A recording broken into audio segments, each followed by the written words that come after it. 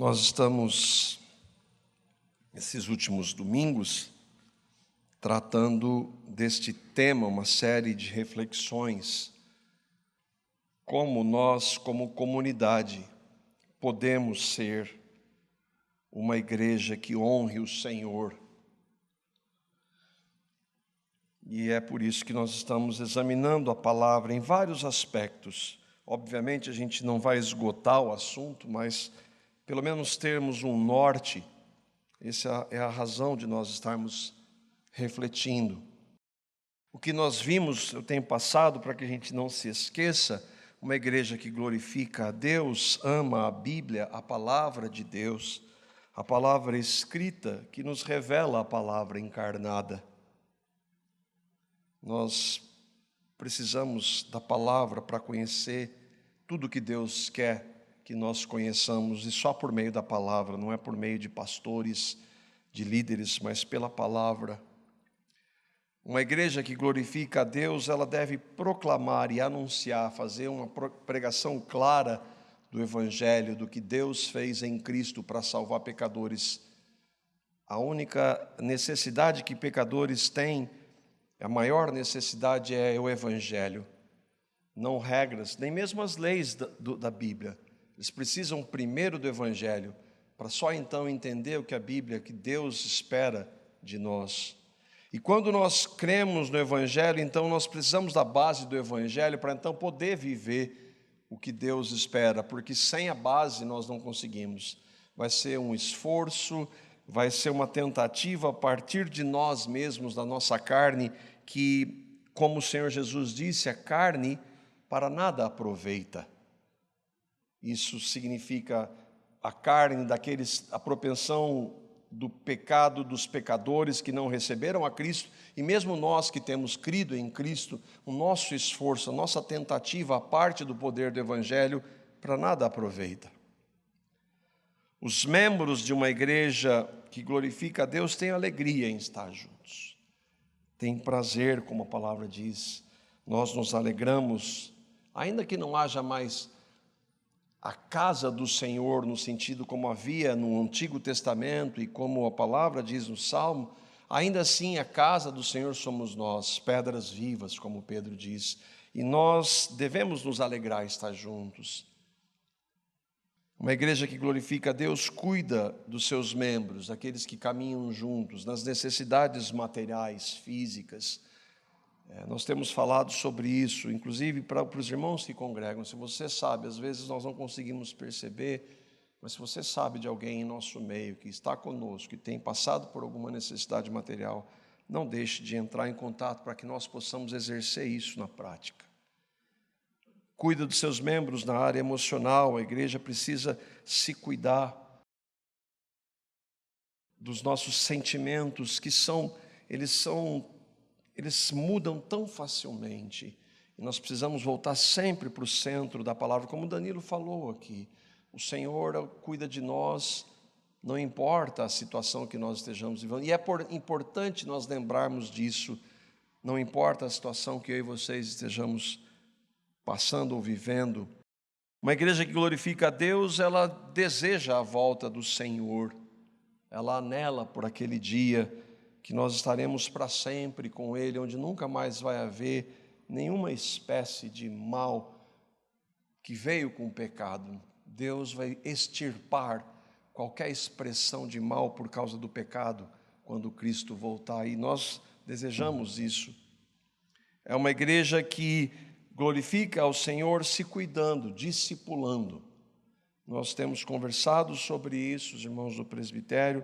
Alguns passos têm sido dados e nós, se o Senhor permitir, essa semana a gente vai estar falando um pouco mais com todos aqueles que escolheram a comunidade especificamente sobre essa questão do discipulado.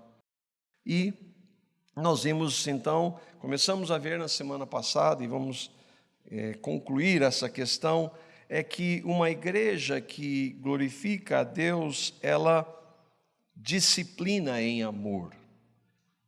E nós vimos alguns pontos na semana passada, com base em Hebreus capítulo 12, os versos 5 a 11, se você não pôde ouvir, a mensagem está lá no YouTube, e ela vai ser base para aquilo que nós vamos tratar agora. A palavra de Deus diz que Deus, porque Ele é amor, Ele disciplina. Então, por isso, uma igreja que reflita ou reflete o caráter do Senhor deve também exercer a disciplina. A palavra diz que todos nós, não há nenhum de nós isento dessa disciplina amorosa de Deus. Presbíteros não estão isentos. Nenhum de nós, membros do corpo de Cristo, estamos isentos à disciplina. Eu estava ouvindo hoje o Flávio pela manhã, e ele reconhecendo algumas limitações dele, e quando a gente faz isso de púlpito, não é um discurso, uma falsa humildade, é a mais pura realidade, que nós carecemos das disciplinas do Senhor, todos nós, todos os membros do corpo de Cristo. Ninguém gosta de ser disciplinado, nós não gostamos, não temos prazer nisso, mas precisamos.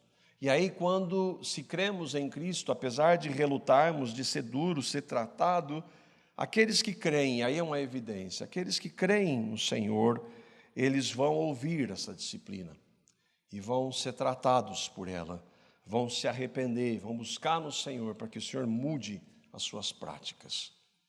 E hoje, então, eu queria ver com vocês como nós devemos exercer na prática a disciplina na igreja, no corpo de Cristo, entre nós. Como nós podemos exercer isso à luz do que o Senhor Jesus disse?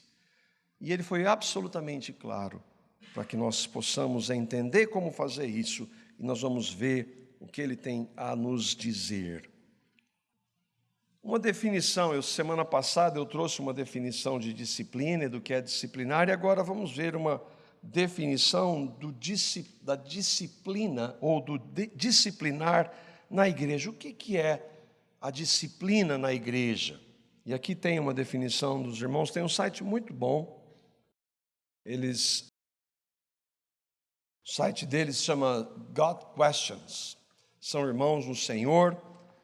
Pena que eles são calvinistas dos 4 pontos, eles perdem por um. Mas são irmãos do Senhor e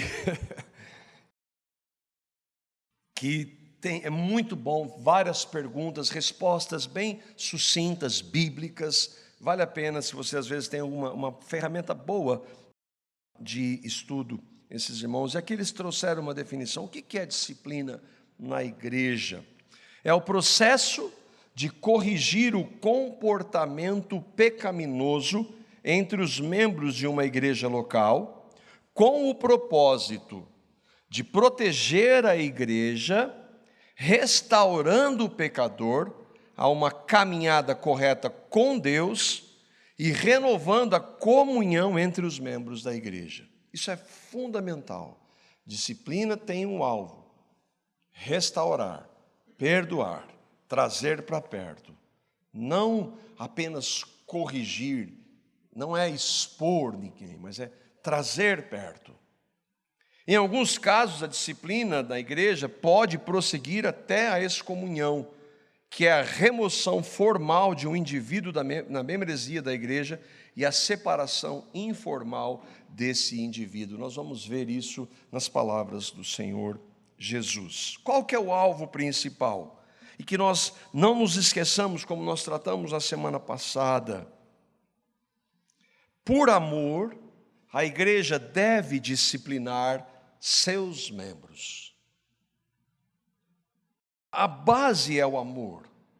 Não se trata de superioridade, não se trata de dizer eu sou melhor do que você, porque, como eu disse e como a palavra nos mostra, todos nós precisamos ser disciplinados, precisamos ser corrigidos pelo amor do Senhor, e Deus usa a sua igreja para isso. E é a fim de que nós tenhamos então os nossos comportamentos, as nossas práticas, às vezes os nossos pensamentos corrigidos. Porque, como nós falamos, uma das áreas, precisamos ter a nossa mente pautada pela palavra. E muitas vezes, muitas práticas nossas estão erradas, porque os nossos conceitos, as nossas mentes e emoções, elas estão maculadas pelo pecado de tal forma e tão influenciadas pelos conceitos do mundo, que a gente precisa ser tratado. E a disciplina tem esse propósito de corrigir, e aí então nos proteger. Que deve haver uma proteção nesta disciplina com os membros da igreja. Na correção, então, deve-se buscar a restauração daquele irmão, daquela irmã, e então renovar a comunhão. Esse é o objetivo. Uma das igrejas que está em evidência nesses dias é a Grace Community Church, que é do pastor John MacArthur. Eu estava dando uma olhada no site deles, e aqui também tem uma definição. O objetivo da disciplina na igreja não é expulsar as pessoas da igreja ou alimentar o orgulho farisaico daqueles que administram a disciplina. Muitas vezes, nós falamos na semana passada, a gente sempre tende a extremos. Aquele eu trato só com a verdade e tal, é o fariseu, parece que ele não tem nada para ser tratado.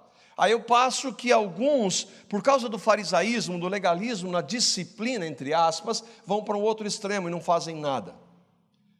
E é isso que ele está dizendo. Não é para embaraçar as pessoas ou exercer autoridade e poder de alguma maneira antibíblica. O propósito é restaurar um crente pecador à santidade e trazê-lo de volta a um relacionamento puro dentro da igreja. E aí então vem a pergunta, tá, você trouxe algumas definições, até que está isso na Escritura. E a passagem central é Mateus, capítulo 18, versos 15 a 17. E aqui é o próprio Deus ensinando, nos ensinando. Tem gente, não, eu sou seguidor de Jesus, né? Tem uns falsos profetas falando aí que é só Jesus e tal, então vamos ver Jesus. Não há diferença entre os escritos da Bíblia e a palavra de Jesus.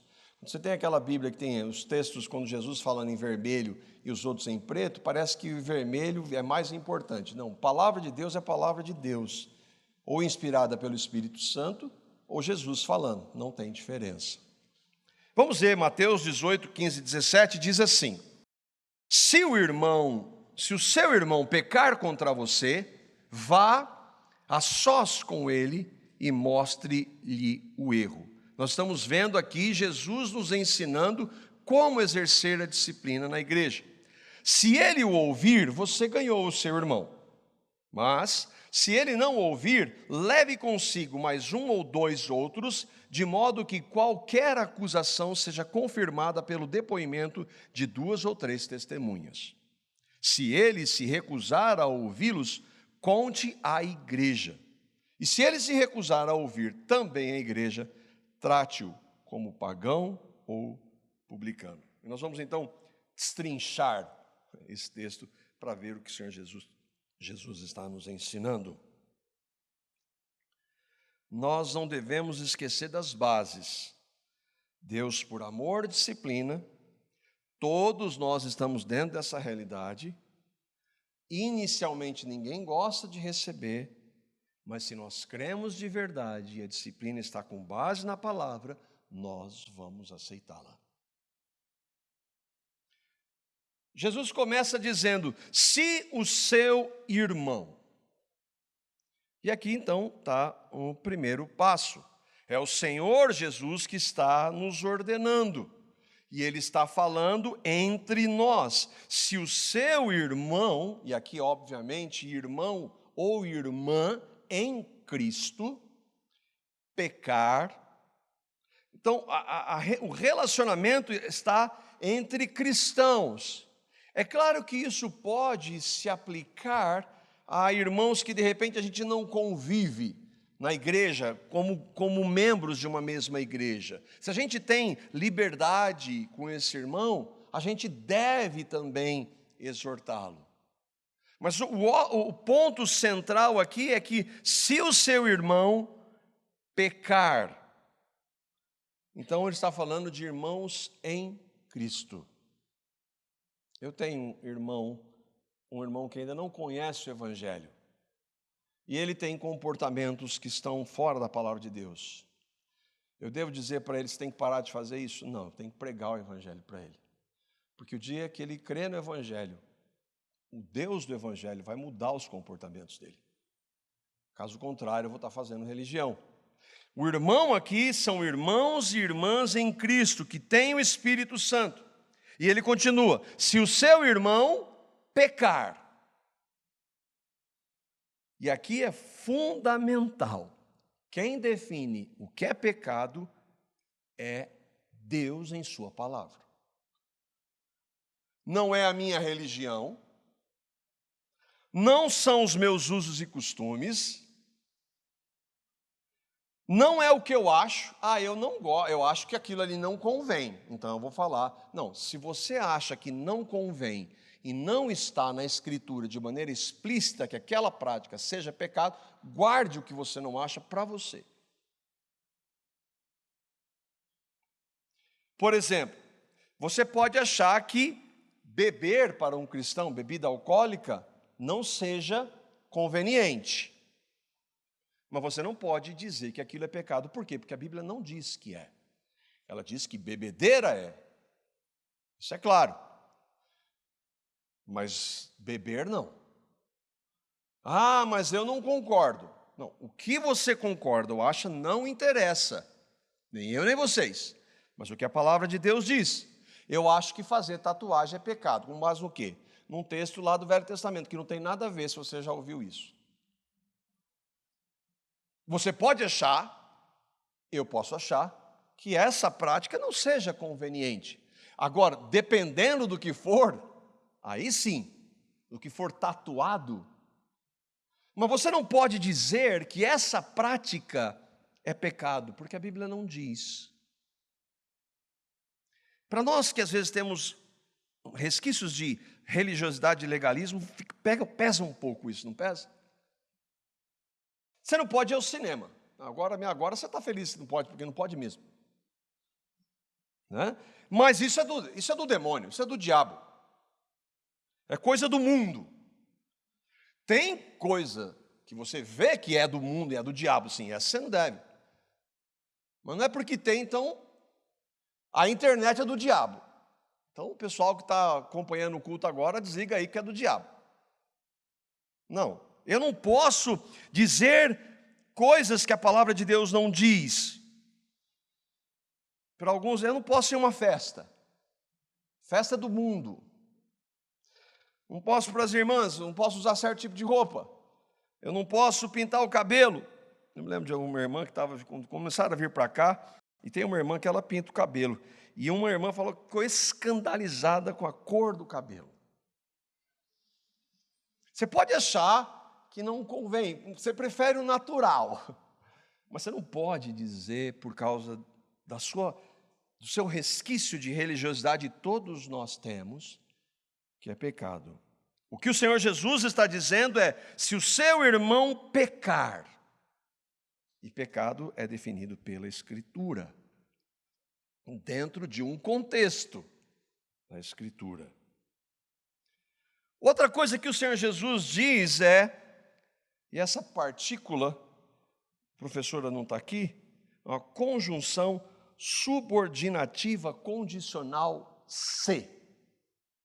E aqui é fundamental. Deus não nos colocou para vasculhar a vida dos nossos irmãos. É se acontecer. Você e eu não precisamos, Jesus não precisa de um detetive. Vou ver que aquele irmão está lá no Instagram. Não tem nada no Instagram. Facebook, não está. Vou ver que... achei. Porque, pense bem, se você adotar esse padrão, você está dando direito para os outros adotarem o mesmo. E quem sabe ele não acha alguma coisa. Pode ser. Algo que você precisa ser tratado. O Senhor está dizendo, se... Não é que você vai pesquisar, mas se acontecer, se algo se manifestou, se algo ocorreu, se um pecado, aí então você deve tratar. Você pode vasculhar, não precisa ir muito, na minha vida, por exemplo, e não vai ser difícil achar alguns pecados. Só perguntar para minha esposa, para os meus filhos, para os presbíteros, alguns irmãos que andam mais perto, vão ver. O alvo não é esse. O alvo é, se acontecer, é você então ajudar esse irmão ou irmã. Olha o que Paulo diz aos irmãos da Galácia, Gálatas capítulo 6, versos 1 e 3. E aqui tem princípios maravilhosos que o apóstolo, não o apóstolo, mas o Espírito Santo por meio do apóstolo nos ensina. Gálatas capítulo 6, versos 1 a 3. Olha o que ele diz, como nós devemos então exercer essa disciplina de vermos um irmão, uma irmã que pecou contra nós, e Paulo vai então além aqui de, se você viu alguma coisa, você pode exortar esse irmão, mas de que forma? Irmãos, se alguém for, olha lá o C, surpreendido em algum pecado, vocês que são espirituais deverão restaurá-lo com mansidão. Quem é espiritual vai com mansidão, quem é legalista vai, assim. O espiritual vai na mansidão, que é um fruto do Espírito Santo. Mas olha o que ele diz, cuide-se, porém, cada um, para que não seja, irmão, como é que você pode fazer uma coisa dessa, irmão? Eu não faria. Ah, é? E olha o que ele diz, a forma que nós devemos levem os fardos pesados uns dos outros, é cuidado e não acusação. Nós já temos um acusador, não precisamos de outro. Muito menos no meio da igreja. Precisamos ter misericórdia, e assim então nós vamos cumprir a lei de Cristo. Se alguém se considera alguma coisa, o que você é? Eu e você somos nada a parte de Cristo. Eu sou presbítero, então eu me acho no direito de corrigir o irmão aqui, irmão, Deus me deu autoridade. Não, eu não sou nada. Eu e vocês, que cremos em Cristo. Se alguém for surpreendido, restaurar, corrigir com mansidão, porque nós podemos ser tentados. Não é uma postura de arrogância, de soberba, de presunção que existe na religiosidade, no farisaísmo, paganismo, legalismo insuportável de conviver, onde só tem hipócrita, de pessoas que apontam o dedo para todo mundo, mas não olham no espelho. Não é dessa forma, é com mansidão, é levar carga, é se reconhecer nada, é misericórdia. E aí então, voltando lá para o que o Senhor Jesus diz, se alguém então for surpreendido, se alguém pecar contra você, vai falar com ele. Se o seu irmão pecar, é só entre você e ele. Aconteceu alguma coisa entre nós aqui, vou falar para o presbítero. Não fala não. Vai tratar com o seu irmão. Com a sua irmã. Teve um desentendimento? Vão tratar. Isso é ser espiritual. Vai tratar, junto, conversar. Olha, irmão, aconteceu essa situação. Deve ficar, que o Senhor Jesus está dizendo, só entre você e ele, aqueles que passaram por isso. Ninguém mais precisa saber. O pecado do meu irmão não precisa ser agravado pelo meu pecado de fofoca. Eu não preciso piorar a situação. De maledicência. Ora para o irmão. Aconteceu uma coisa aqui, ora aqui. Não. Vamos tratar. Jesus está dizendo, vai até ele a sós. Ele e ela. Irmãos com irmãos, irmãs com irmãs. Às vezes pode, uma situação entre irmão e irmã. Não é para esperar. Agora, não é para tratar com ira. Eu estava conversando com uma irmã essa semana, um casal de irmãos que tem filho pequeno, e uma das coisas que a gente faz muito é corrigir quando a gente está irado. Isso está errado. Nós devemos pedir sabedoria, devemos tratar com os nossos filhos, os pequenos, mas isso tem que ser com base na mansidão. Ela diz, mas aí também passa vontade. Não, pois é, mas você não pode disciplinar com raiva. Não, mas aí a gente fica com dó. Não, mas aí você tem que disciplinar. Vai explicar, racional, de maneira mansa, que você tem que corrigir. E a ideia também se aplica a nós.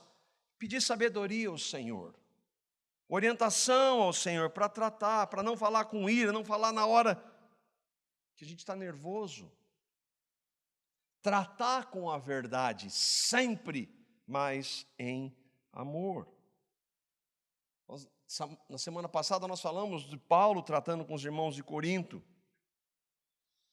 E aí então, nas duas expressões seguintes que Jesus traz, nós vemos quais são os objetivos desse tratar.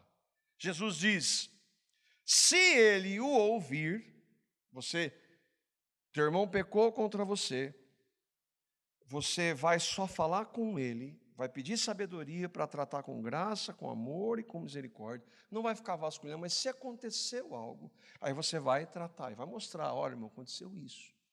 Se ele o ouvir, lembre, ele ou ela, e aqui é óbvio que o ouvir não é escutar. O ouvir aqui é se ele considerar, se ele poder observar que, à luz da palavra, ele realmente errou. Ele então se arrepender, é verdade, irmão, você me perdoa, aquele dia eu não deveria ter dito isso, eu não deveria ter agido dessa forma, tem misericórdia. Se ele o ouvir, e aqui ele vai estar mostrando que ele realmente creu no Evangelho. O objetivo é que ele ouça e se arrependa, para que então Jesus diz: você ganhou o seu irmão, acabou ali. Você foi para tratar aquele irmão por amor, graça e misericórdia, tendo empatia, sendo que você e eu, às vezes, poderíamos fazer aquilo. Então eu não vou com uma acusação, eu vou com graça, com amor e misericórdia para tratar com aquele irmão. E aí, se ele ouvir, graças ao Senhor, irmão, está tudo bem, nós já fomos perdoados na cruz em Cristo. Retoma o relacionamento, a comunhão, o caminhar juntos. A base é o amor, irmãos. É o amor prático. É o desejo de ganhar o irmão. É o desejo que ele se arrependa.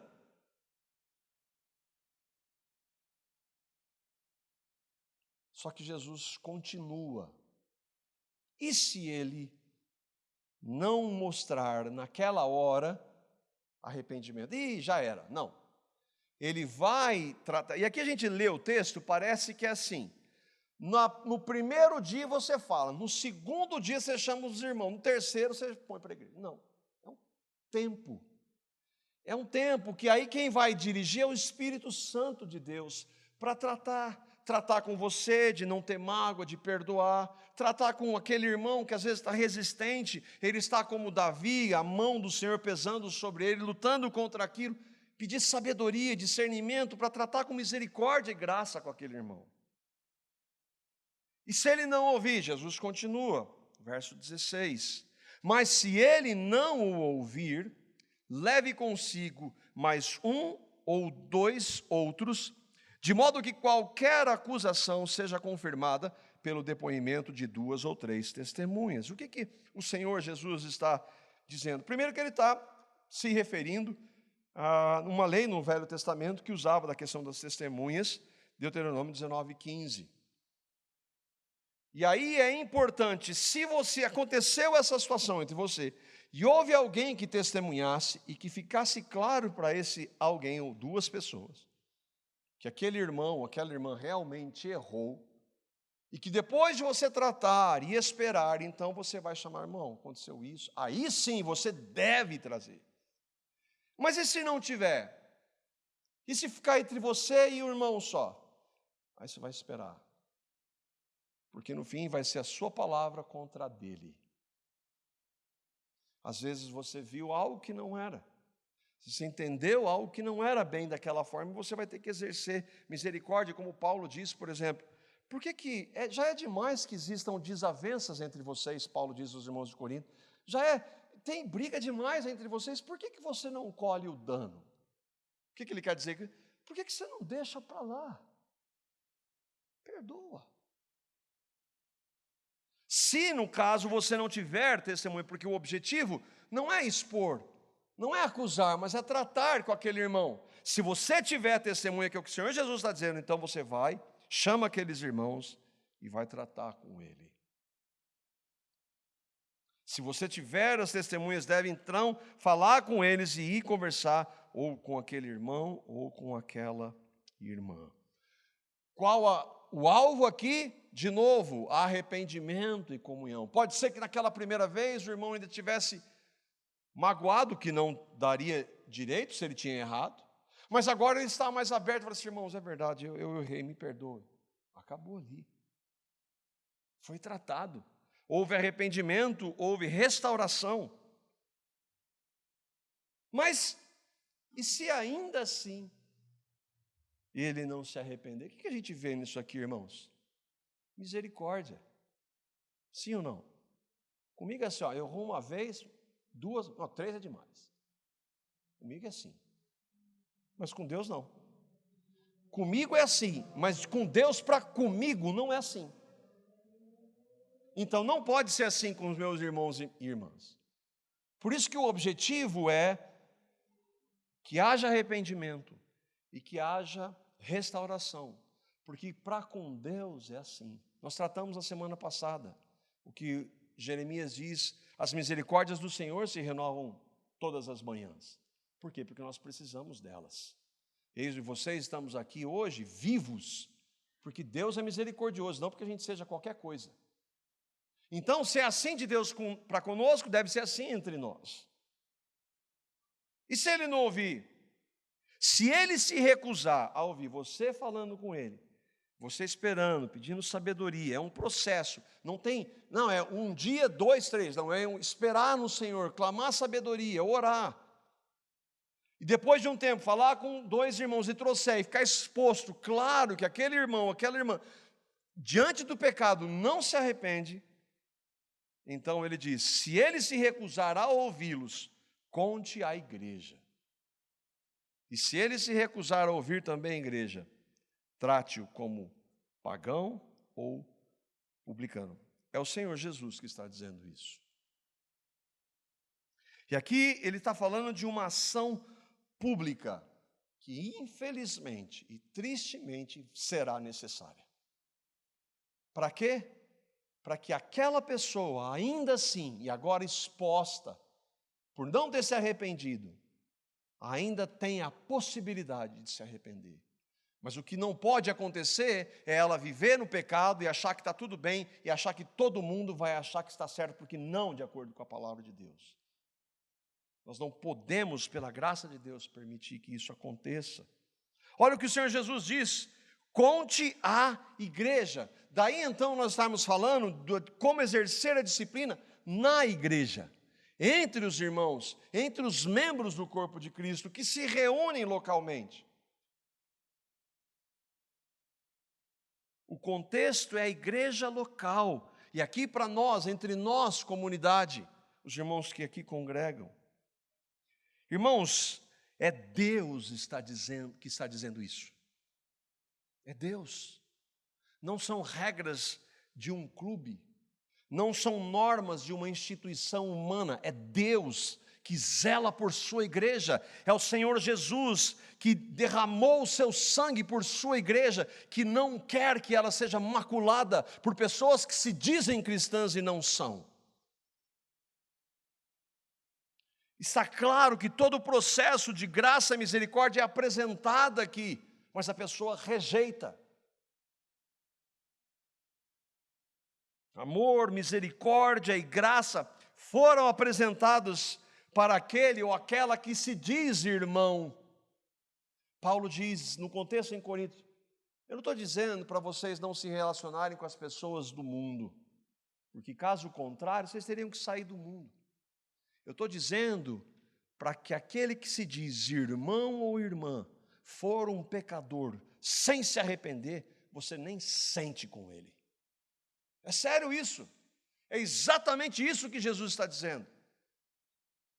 De pessoas que professam o nome de Cristo e vivem na prática do pecado.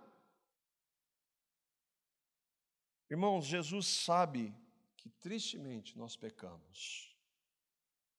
Ele está admitindo desde o princípio, não? Se o seu irmão pecar, Jesus sabe que nós falhamos, que nós pecamos contra ele e entre nós. E é por meio do tratar dele que ele vai ver, ele não precisa ver, mas nós vamos ver aqueles que creem. Apesar do pecado entristecer o Senhor e causar males, ele não precisa ser a resposta final, deve haver arrependimento. Se há arrependimento, há perdão, há restauração. Mas se não há, diante de tudo isso, essa pessoa não é cristã. Olha o que ele diz: se ele se recusar a ouvir também, porque você já conversou com aquela pessoa, tratou com graça e amor, você conversou com ela, e ela continua dizendo não para algo que é pecado à luz da palavra, e dizer que está tudo bem. Jesus está dizendo, considere aquela pessoa como pagão ou publicano. O que essas expressões significam? Essa pessoa não é cristã, ou ela deve ser considerada. Por quê? Daí, irmãos, nós enfatizarmos sempre que um dos sinais da genuína conversão é o arrependimento. Ah, eu creio em Jesus, mas eu vivo fazendo tudo que eu sempre fiz e está tudo bem? Não, você não creu, não.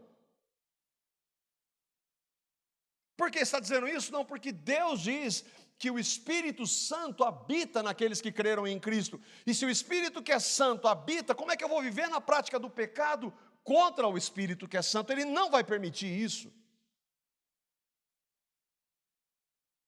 Ele vai nos quebrantar, Ele vai nos moer, porque Ele ama. Até que a gente diga, é verdade, irmão, misericórdia, me perdoa, tem misericórdia. Eu errei. Se depois de tudo isso, continuar essa pessoa, deve ser mostrado para a igreja.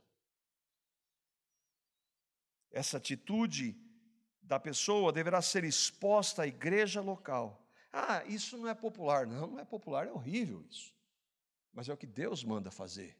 E nós não fazemos aquilo que a gente acha que é bom, não, a gente faz o que a palavra de Deus manda. Porque Ele sabe, diferentemente de nós, o que deve ser feito ou não. Ah, mas eu não julgueis. E a trave do olho, que são textos fora de contexto, para justificar o não tratar. Assim, uma igreja que glorifica a Deus deverá obedecer ao que o Senhor da igreja ordena. Essa ação será saudável para a igreja, para que haja temor. Aquele pecador vai levar a sério a palavra de Deus, mesmo que ele abandone. Mas pela graça de Deus pode acontecer um dia que lá na frente o Espírito de Deus trate com ele, ele se arrependa. E se ele se arrepender daqui 10 anos, ele vai ser restaurado à comunhão da igreja. Porque Deus perdoa. O impedimento para Deus nos achegar a Ele é o nosso coração duro que não se arrepende. Mas isso não é nem impedimento para Ele, porque Ele quebra qualquer coração duro como o nosso. Nós, graças ao Senhor, nunca tivemos que passar por isso. Eu me lembro uma vez, eu estava conversando com um casal, eles não estão mais aqui, aí nenhum deles cria no Evangelho, ficou bem evidente, foram até batizados. E a esposa veio dizer que o marido tinha adulterado. E aí eu falei, vamos conversar. Né? Ela também tinha cometido os seus pecados, ela se dizia arrependida. Falei, então vamos sentar e conversar. E aí ela gravou um áudio do irmão. Manda o seu pastor aquilo. Não foi necessário o processo. Pouco tempo depois, ela já estava envolvida com um outro homem e ele na sua prática de pecado. Qual que era melhor? Fingir que está tudo bem e em nome da graça e do amor, que não é nem graça nem amor, permitir situações essa que maculem o nome de Cristo na igreja por quem ele morreu? Não. Irmãos, esse processo aqui, todos nós enfrentamos. Todos nós. O que pela graça é que, se nós cremos, vai acabar sempre lá no primeiro, talvez no segundo. Mas a gente vai dizer: Senhor, tem misericórdia. Se a gente crê de verdade, a gente vai se arrepender. O que a gente pode aprender disso, irmãos? Em termos muito práticos. Primeiro, que não é papel nosso ficar vendo a vida desse ou daquele. Todos nós temos áreas para ser tratados, pecados para ser tratados. O objetivo agora não é você e eu ficar vasculhando a vida de quem quer que seja, é muito pelo contrário. Agora, se acontecer algo muito específico, como nós vemos Jesus dizer, peça sabedoria, vá diante do Senhor. Não ignore, não faça vista grossa, porque dessa forma você não vai estar amando. Trate com a verdade, mas com amor, com graça e misericórdia, como o Senhor faz com você e faz comigo. Se você é a parte errada, diga: me perdoa, irmão, me perdoa, irmã, eu pequei. E se aquele irmão está buscando, ou irmã está buscando, o objetivo é esse. E o Senhor trata por sua graça e misericórdia. A igreja é composta de pecadores salvos pela graça, não de perfeitos, não existem. Trate com amor, graça e misericórdia, se errarem contra você. E que nós, a comunidade, pela graça de Deus, possamos exercer a disciplina do Senhor. E eu termino perguntando para você: você crê em Cristo como Senhor? Você um dia se arrependeu dos seus pecados, inúmeros pecados, e creu no que Cristo fez na cruz por pecadores como você? Houve um momento que você ouviu o Evangelho dizendo que você era um pecador, e você viu isso, e só pôde ver porque o Espírito Santo de Deus lhe mostrou. E você viu que pecador você não poderia agradar a Deus, Deus não o aceitaria. Mas aí você ouviu também o Evangelho, a boa nova para você, que Deus mandou seu Filho Jesus sem pecado para morrer na cruz por você, derramar o seu sangue, purificar você de seus pecados, na sua ressurreição dar uma nova vida. Você viu que lá naquela cruz Ele morreu por você e fez com que você morresse no corpo dele. Ele o atraiu. E você se arrependeu e o recebeu como Salvador e Senhor. Você creu no Evangelho. Essa é a maior necessidade, sua e minha. Pela graça de Deus, eu creio que muitos aqui já creram. Mas a pergunta não é para os outros, é para você. Você creu no Evangelho? Que o Espírito Santo revele para você o Evangelho. E para nós, a necessidade de andarmos como igreja, nos ajudando com amor, graça e misericórdia.